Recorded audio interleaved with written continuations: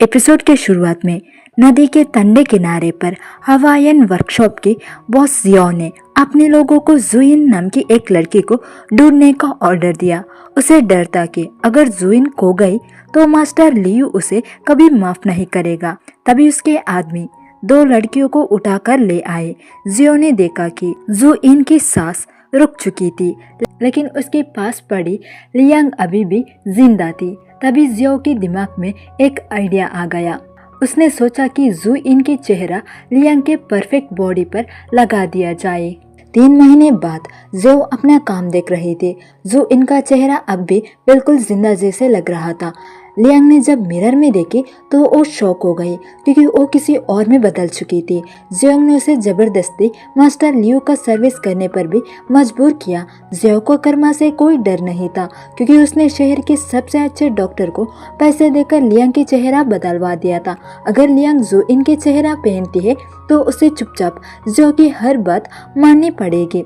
फिर हम मास्टर कोई का बेटा लियू को देखते हैं। उसने सुना था कि जू इन उससे बचने के लिए नदी में कूद गई थी, लेकिन लिया को उसकी ये जिद और भी ज्यादा पसंद आ गया। उसने वादा किया कि वो जू इन की आज़ादी खरीद लेगा और उसे अपने घर लेकर जाएगा और अपनी 18th वाइफ बनाएगा। जू इन ने रस्सी खोलते हुए पूरी कोशिश की वो उसका विरोध कर सके। लियू ने अभी भी अपनी शर्ट भी नहीं उतारी थी कि जू इन ने उसका शरीर के एक कमजोरी हिस्सा पर मार दिया और वो घबरा कर भाग गई, लेकिन उसके बॉस के चुंगल से बच नहीं सके। बर्फ से भरी रात में जू इनको एक कॉफिन में बंद कर दिया गया।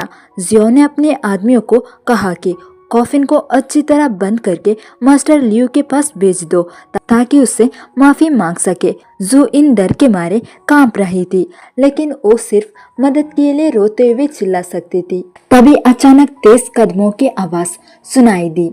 अंडरवर्ल्ड गैंग बॉस लिन युन वहां दौड़ता हुआ आया और उसने गुंडों को लात मारकर हटा दिया। उसने कॉफिन का ढक्कन खोला और अंदर पड़ी बेचारी लड़की को देखा। जू इनको बिल्कुल उम्मीद नहीं थी कि सबसे पहले उसे पूछने वाला कि वो कौन है। वो लिन युन होगा, क्योंकि जो कुछ भी हुआ था उसकी शुरुआत एक झूठ से भरी शादी से हुई थी। 3 महीने पहले शादी के दिन रोंग सिटी के पुलिस सोंग अपनी दुल्हन को लेने आया। दुल्हन थी लियांग, जो लियांग फैमिली की इकलौती बेटी थी। लोग कहते थे कि लियांग फैमिली रोंग सिटी की सबसे अमीर फैमिली है। फिर भी वो इतना ऊंचा उठना चाहते थे कि उन्होंने अपनी बेटी को मेयर के परिवार में दे दिया।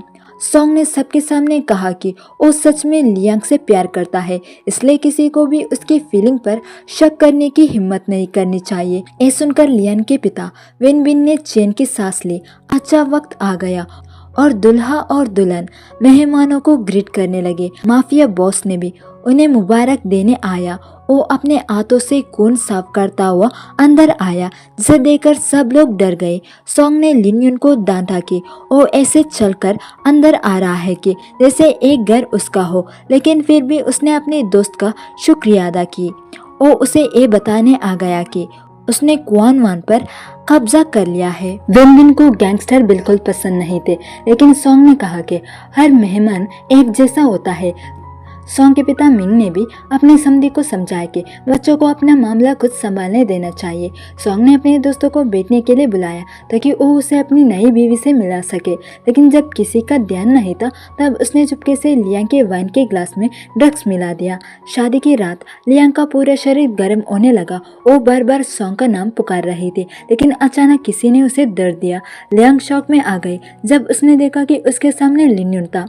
लिन युन ने उससे कहा कि वो ध्यान से सोचे कि वो यहाँ क्यों आया है, क्योंकि इस दुनिया में कोई मर्द भरोसे के लायक नहीं होता। उसने लियांग को सेल्फ डिफेंस के लिए एक चाकू दिया और कहा कि इसे वो उसके वेडिंग गिफ्ट की तरह समझे। लियांग गुस्से में सोंग को ढूंढने चली गई ताकि उससे पूछ सके कि उसने उसके साथ ऐसा क्यों किया, लेकिन किसने सोचा था कि सोंग ने उसके पिता को भी मार दिया होगा। उसने लियांग को बेहोश कर दिया और उसे नदी के किनारे ले गया। होश में आने के बाद लियांग ने पूछी कि उसके परिवार का सोंग पर ऐसा कौन सा कर्जा था। तब सोंग ने मान लिया कि उसने लियांग का पीछा सिर्फ लियांग फैमिली की दौलत और एसेट के लिए किया था। खूबसूरत प्यार का जो सपना था वो शुरू से ही उसके द्वारा रचा गया एकजुट था। और मैंने ही लिन से कहा था कि वो मेरी जगह तुम्हारे साथ सोए, क्योंकि तुम्हारे पापा को सबसे ज्यादा नफरत जिस तरह के गैंगस्टर से थे, उसी के हाथ से उसका लाडली बेटी की जिंदगी बर्बाद करवाना चाहता था। लियांग फैमिली, इतने सालों तक मैंने तुम लोगों को सिर्फ इसलिए बर्दाश्त किया ताकि मैं तुम्हारी सारी पावर छीन सकूं। तो लियांग कहती है कि सोंग तुम एक डेविल हो। तो सोंग उसे अलविदा कहता है। फिर सिंह जियोंग के पास आता है। कैद रहते हुए लियांग को एहसास हो गया कि उसकी पुरानी जिंदगी खत्म हो चुकी है। एक दिन उसे गलती से जू इन का सुसाइड नोट मिल गया। तब उसे पता चला कि जू इन असल में लिन युन का मंगेतर थी। दोनों कई सालों से एक दूसरे से बिछड़ गए थे और उनके पास सिर्फ एक ड्रैगन पैटर्न वाला पेंडेंट बचा था जो उनकी सगाई की निशान था। लियांग ने तुरंत जियो को खुश करने की नाटक शुरू कर दी ताकि वो उस होटल की बाहर उसकी फोटो लटका दे जिसमें उसने वही पेंडेंट पहना हुआ हो। उसे यकीन था कि लिन युन उसकी जिंदगी बचाने वाला आखिर उम्मीद बनेगा। फिर सीन चेंज होता है जहाँ लिन युन ने कॉफिन का ढक्कन खोला। उसी पल लियांग समझ गए कि वो दाव जीत गई है और कहते कि ब्रदर लिन युन, मैं जिन्यू हूँ। जियाओ रोंग सिटी के मशहूर गैंगस्टर बॉस को जानती थी, लेकिन उसकी वर्कशॉप भी इतनी आसान नहीं थी कि कोई उसे दबा सके। लिन युन ने जियाओ की गला दबा दिया ताकि वो भी महसूस कर सके कि जिंदा दफनाए जाने का एहसास कैसे होता है। फिर उसने जियाओ को कॉफिन के अंदर फेंका और अपने आदमियों को ऑर्डर दिया कि उसे बंद कर दो, लेकिन जू इन ने कहा कि वो खुद इस बात को हैंडल करेंगे। लिन युन ने जू इन को वहाँ की सब लड़कियों के बिकने वाला कॉन्ट्रैक्ट दे दिया। उसने सबके सामने अनाउंस कर दिया कि अब इस वर्कशॉप मेरा अंडर है और जू इन उसकी नई बॉस होगी। अगर किसी ने उसकी बात नहीं मानी तो वो लिन युन से बच नहीं पाएगा। लेकिन जू इन ने सबके सामने सारे कॉन्ट्रैक्ट्स पाट दिया और सबको आज़ादी दे दी। उसे यकीन था कि लिन युन एक बॉस होने के नाते अपनी बात से पीछे नहीं हटेगा और उसे सच में वर्कशॉप की मालकिन बनने देगा। तब लिन युन ने अचानक अपने मंगेतर को एक हाथ में उठा लिया और बर्फ भरी रात में उसे अपने घर ले गया। घर पहुंचते ही लिन युन ने जू इन को कुर्सी पर बैठा दिया। उसने तुरंत उसे पकड़ लिया और उसका ड्रेस हटाकर उसके कंधे पर बने बर्थमार्क को देखना चाहा। उसने ठंडी आवाज में कहा कि जो भी मेरी औरत बनने का नाटक करेगा उसकी मौत बहुत बुरी होगी। जू इन ने धीरे से कहा कि वो मेहमानों की सर्विस करने से मना करती थी, इसी वजह से जियो रोज उस पर जुल्म करती थी। बचपन का जो बर्थमार्क था वो कप का एक गहरा निशान बन चुका था। अगले दिन लिन युन ने कंफर्म कर लिया कि जू इन वाकई अंकल जू की बेटी है।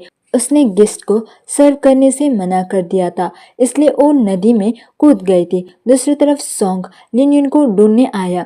उसने जू इन को देखा और तुरंत समझ गया कि वो वही होटल में सर्व करने वाली थी जिसे लिन युन ने बचाया था। जू इन जानती थी कि सोंग लिन युन का बहुत अच्छा दोस्त था। सोंग ने अचानक जू इन का हाथ पकड़ लिया क्योंकि उसकी आंखें उसे बहुत बेचैनी हुई लग रही थी। जू इन ने फ्लर्ट करने का नाटक की ताकि उसे अपने दुश्मनों को खत्म करने का मौका मिल सके।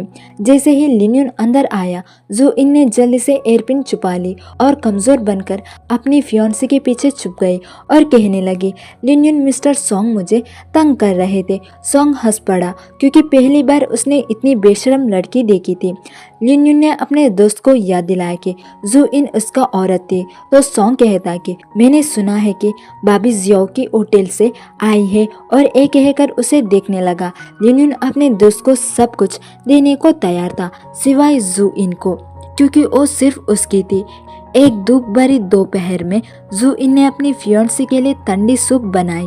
तभी लिन युन का एक भाई जैसा दोस्त जियो काम की रिपोर्ट देने आया तो लिन युन उसे डोर बिना नॉक किए आने पर डांटा। तो उसने तुरंत मजाक में कह दिया कि लिन युन, तुम एक खूबसूरत चेहरे के लिए अपने भाई को भूल गए हो। जियो जानता था कि लिन युन ने उससे शादी करने के लिए हाँ सिर्फ इसलिए कहा था क्योंकि जू इन की फादर ने उसका जान बचाया था। लेकिन जू इन एक होटल से आई थी, इसलिए वो उतनी अच्छी लड़की नहीं है। लिन युन ने गुस्से में कहा कि किसी को भी मेरी औरत की बेइज्जती करने की इजाजत नहीं है। जियो ने पूछा, क्या तुम चाहते हो कि पूरा सिटी तुम्हारा मजाक उड़ाए? लिन युन को बहुत गुस्सा आया, लेकिन फिर भी वो अपने सबसे करीबी बाई पर हाथ नहीं उठा सका। अंकल जू के मेमोरियल के सामने जू इन ने उनकी बेटी बनने का नाटक करने के लिए माफी मांगी। उसने पैरों की आहट सुनी और तुरंत अपने फादर को अच्छी खबर देने की नाटक करने लगी कि मैं जियो के होटल से बचकर निकल आए थे, फिर भी मैं लिन युन के लायक नहीं हूँ। फादर, मैं आपको हमारे होम टाउन वापस ले जाऊंगी। हम दोनों एक दूसरे का सहारा लेकर जिंदा रहेंगे। लिन युन अंकल जू के मेमोरियल पर घुटनों में बैठ गया और वादा किया कि वो अपना प्रॉमिस जरूर निभाएगा। जू इन में हमेशा तुम्हारी हिफाजत करूंगा। चलो शादी करते हैं, मैं तुमसे शादी करूंगी। जू इन ने चुपचाप कसम खाई कि ये शादी सॉन्ग का मौत का दिन बनेगा।